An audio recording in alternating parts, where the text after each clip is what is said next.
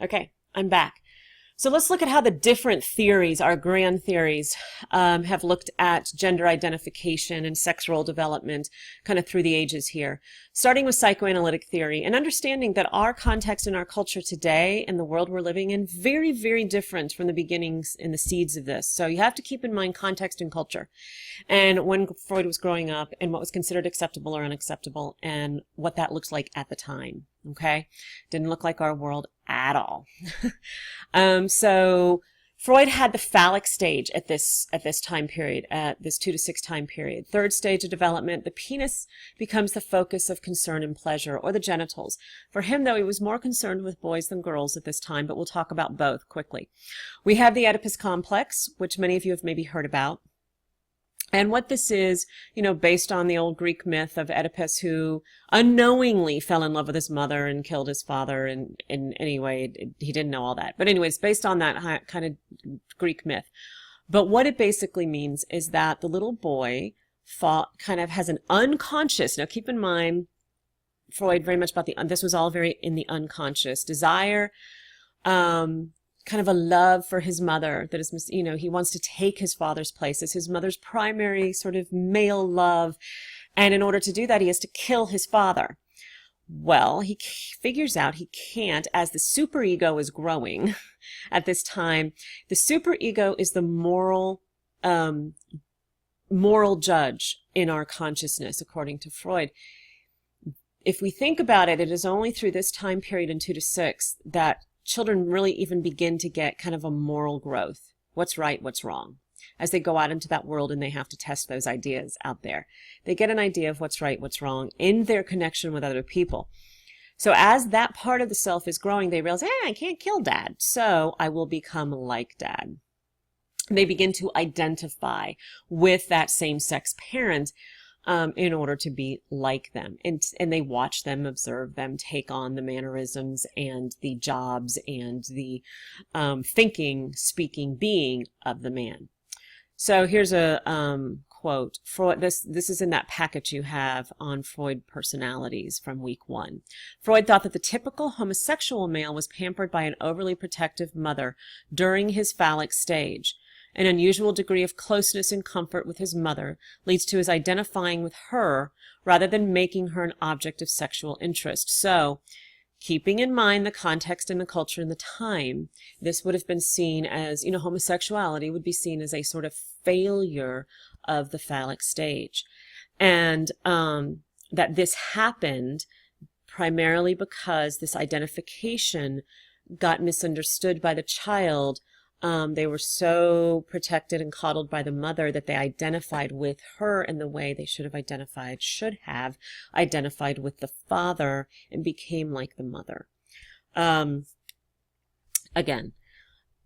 I know we can get kind of, what would I mean? We can get upset at these kinds of things, but we have to remember context and culture, very different world. So the Electra complex, what about girls? And Freud. Well, for girls, he didn't have a whole lot to say. Electra actually comes from Jung and not Freud in terms of the term itself, the Electra complex. Freud wasn't all that crazy about it, but it would be the turning around of this, the unconscious desire of girls to replace their mothers and win their father's exclusive love. Now, but here is from Freud's words, a quote from Freud. It points to a complication in the case of girls. When they turn away from their incestuous love for their father, with its genital significance, they easily abandon their feminine role. So that some of this is Freud's penis envy, that girls, feel they've been castrated by the mother, and they're angry at the mother, and they won't, or something like that. They spur their masculinity complex into activity, and from that time forward, only want to be boys.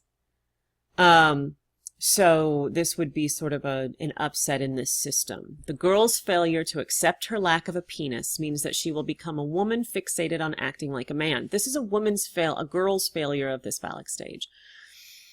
Freud would see all modern working professional women as having failed the phallic stage, that they want to be men. Probably the wearing of pants would be the woman's phallic stage issues if we looked at it very, very like specifically to this. Consequently, all professional women regarded by traditional Freudian therapists as a pathological fixation on being a man. According to Freud, a lesbian has taken this masculine fixation to its extreme and seeks to play the male role with another female. So for the woman, it's the wanting to be the man and the failure in this and the penis envy. Now for little girls who sort of pass this stage, they would instead of sticking with that penis envy and that feeling of castration, then they would seek to have the penis through the love of the man by becoming like the woman. But this is for failure of that stage. All right, behaviorism, excuse me. So gender differences are the product of ongoing reinforcement and punishment. So if we just look at it in the home, if we look at it with parents, that they are reinforced for being a good little girl or a pretty little girl and wearing the nice little dress, or if they don't, they're told, that's not what little girls do. That's not okay. So it would all be within that reinforcement and punishment scenario that they get with those around them or with the culture. Oh, boys don't cry, or that's not a very manly thing to do, or man up, or whatever, in terms of what's male, what's female. Or here, no, don't play with that truck, honey. That's for boys. And if she's playing with the truck, oh, that's not a good little girl. So that kind of thing. Social learning theory, remember, with Bandura is the modeling. Children notice the ways men and women behave and internalize what they observe. So they model it, they see it, and then they internalize that. We could take out the Freud would say they do this, but because of their unconscious desires. This is just the strict modeling. Cognitive theory. So we have schemas. We've talked about schemas. Those are the files in the brain that we get as we learn. Cat has 4 paws and a tail and a snout and so forth. So they have these. Children then get these for men and women too. Men, short hair, wear pants, and I'm being very stereotypical here on purpose. Whatever it is, deep voice, talk loud, whatever. A child's cognitive concept or general belief about the differences based on observations and experiences. So based on what they see, how they internalize those and get perceptions of male and female. They get little files that tell them what a man is and what a woman is. And then they can so it's their working models, basically. They categorize themselves and everyone else as either male or female, and they think and behave accordingly. All right, so that's all the different major theories looking at how the development occurs. So, and then evolutionary theory, I kind of, mentioned earlier. So you can kind of think about, let all that, percolate inside you and see what you think, and according to your experiences. If we were together, we would chat about it. So, next, let's look at the emotional and social development of these little kiddos. Because this is probably one of the biggest things that they are doing is they are learning who they are, as a little boy or a little girl, or however that is internalized for them. They are in the act of playing, learning these things, experiencing these things, taking in different perceptions, working their working models through them. And a lot of emotional development is happening. So emotional regulation is huge. If you think about a 2-year-old and a 6-year-old and how much change will go through in their ability to regulate these emotions. And that's basically knowing when and how to express emotions. It's impossible in infancy. We don't have the neurology to be able to do it. We absolutely do not. The connections between the prefrontal cortex and the limbic system allow for this greater control. Those connections are created through experiences. Effortful control, and I have such a hard time saying that term. Effortful, try to say effortful control like 10 times, or effortful. But anyway, that is the ability not just to naturally be good at handling your emotions, but to have to. So I'm sitting in circle time, and I've been told to be quiet, and I have to make effort to control myself. that helps to create some of those those neurons between the PFC and the limbic system to allow the PFC, the prefrontal cortex, to inhibit the limbic system, the emotional center, from overreacting to things. So one thing I've done here, this is a cute little video on the marshmallow test, which you might have heard about. And the marshmallow test was done, and I also have an article that with the initial researcher. It was an interview with him. But it was done out of Stanford's nursery school many years ago. And children were given, it didn't have to be marshmallows, but they were given like little tiny marshmallows, 2 of them, or pretzels, or even poker chips sometimes they used. And they said, well, you can have 1 now, or if you wait until somebody comes back in the room, you can have 2. And so they would leave the room and leave the child and record them and see what they would do. So it's become very much about delayed gratification and, what children, how grit, the ability to hold out and not have to go for it right that minute. Now, so what Walter Mischel, who's that researcher, said in this article, though, is that it didn't start out as a test, but a situation where we were studying the kinds of things that kids did naturally to make self-control easier or harder for them. So if you watch the video, it's so cute, and you'll just see what these kids do to try to control themselves. Effortful control in action. And, but what happened was they followed up with these kids years and years later to see where they were, and studies showed that a child's ability to delay eating the first treat predicted higher SAT scores and a lower body mass index 30 years after the initial test.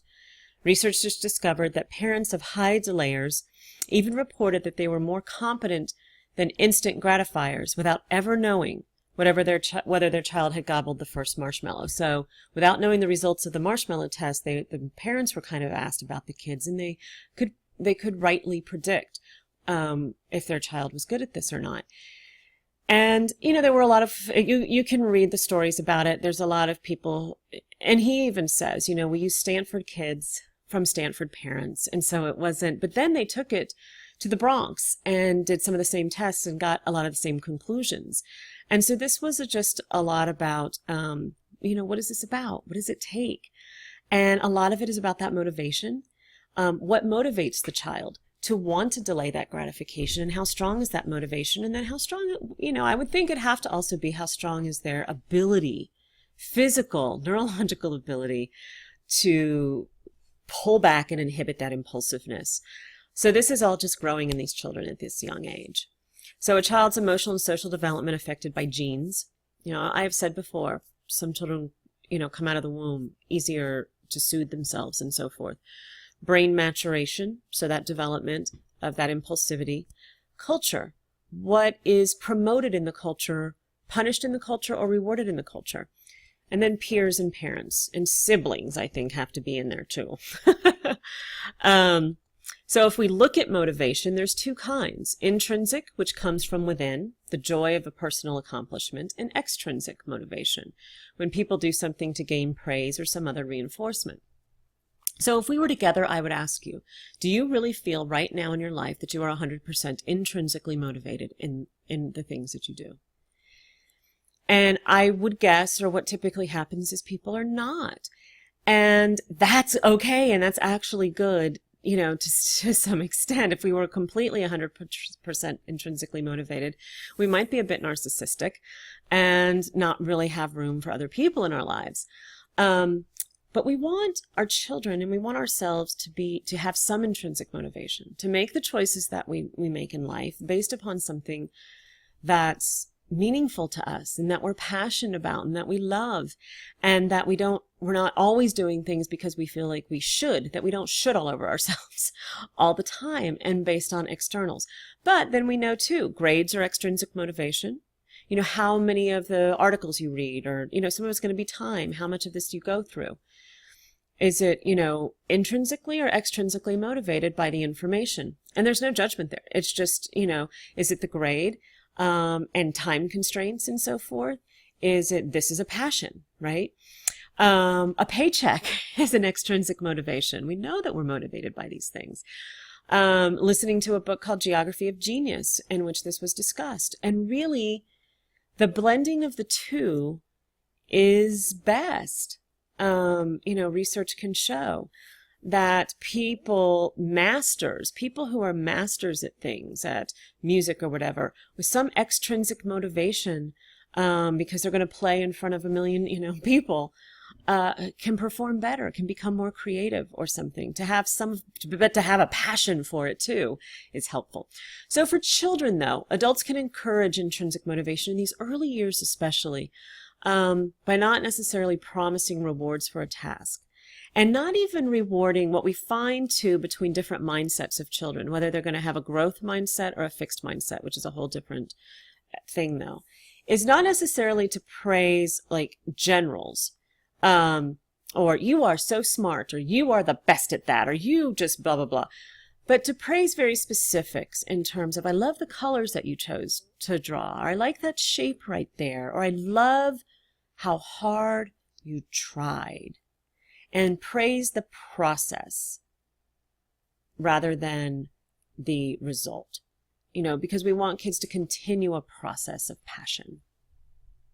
Okay. One thing you always have to consider in any kinds of development is culture.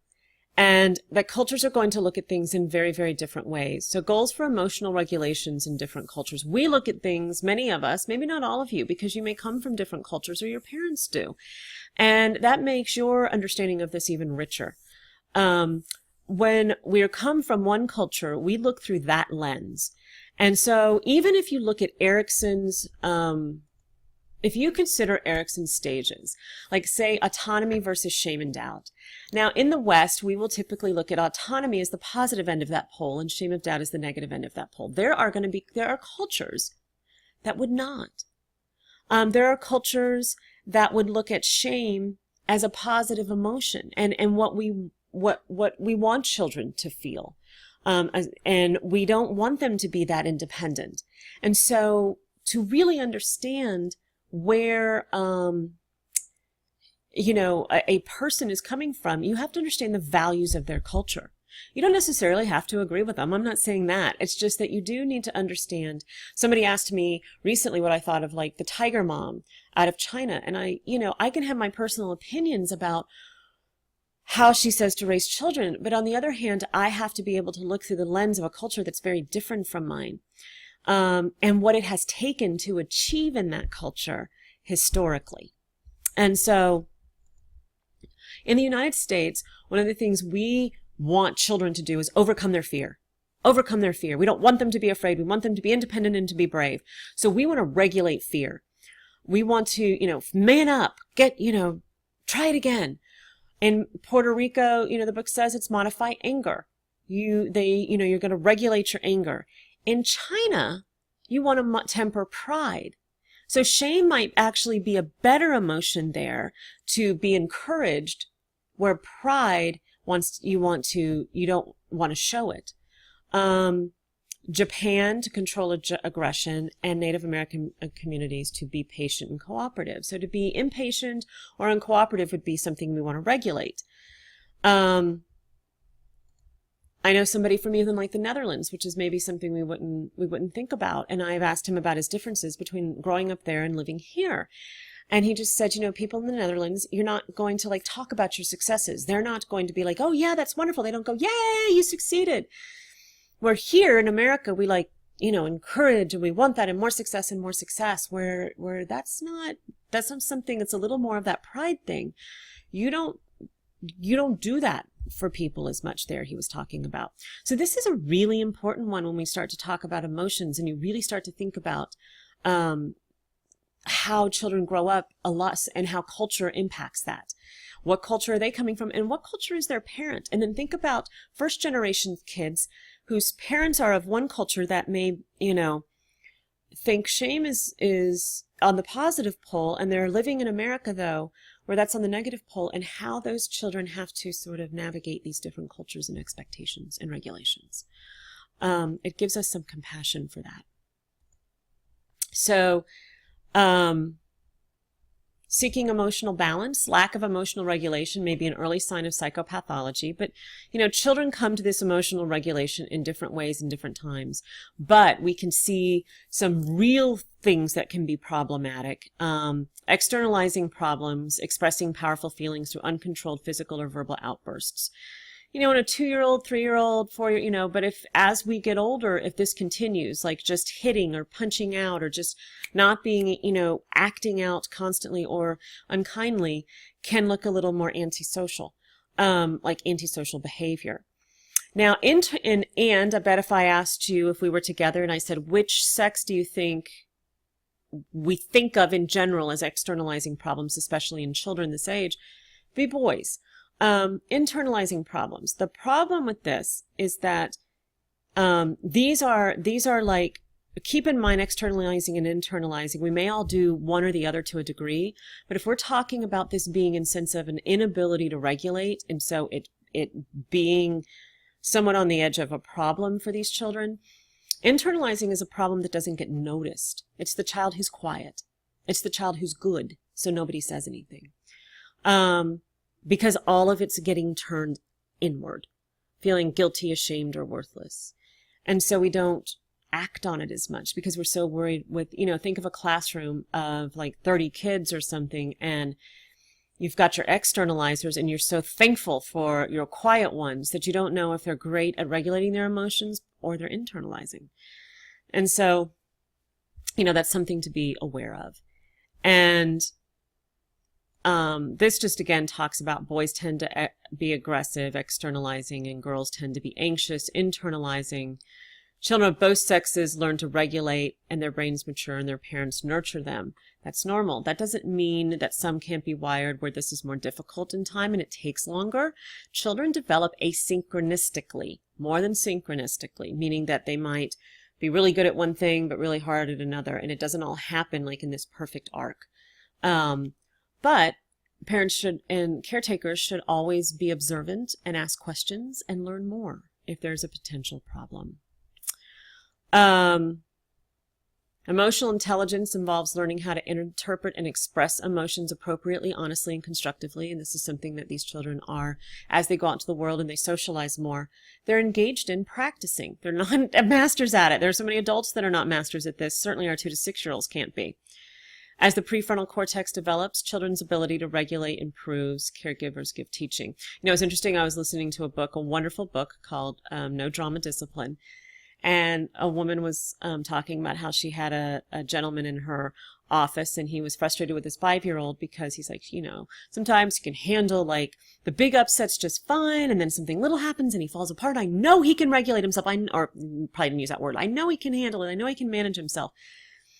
And she asked him, she said, so as a parent, that not to scream or yell or get upset, the best ways to kind of be with your children. Do you do it well all the time? No. Okay, why not? You know what's best. You know how to do it. You have the capacity and the ability. Why don't you do it all the time? Well, I might be tired. I might be hungry. I might be overwhelmed. I might be okay. Well, a 5-year-old is going to have a much harder time than an adult doing this. So we don't get it perfect. We can be, our emotions can get away with us. So certainly these young children's can. All right, I'm going to stop this one. There's going to be another one. Sorry, guys. It's a long one.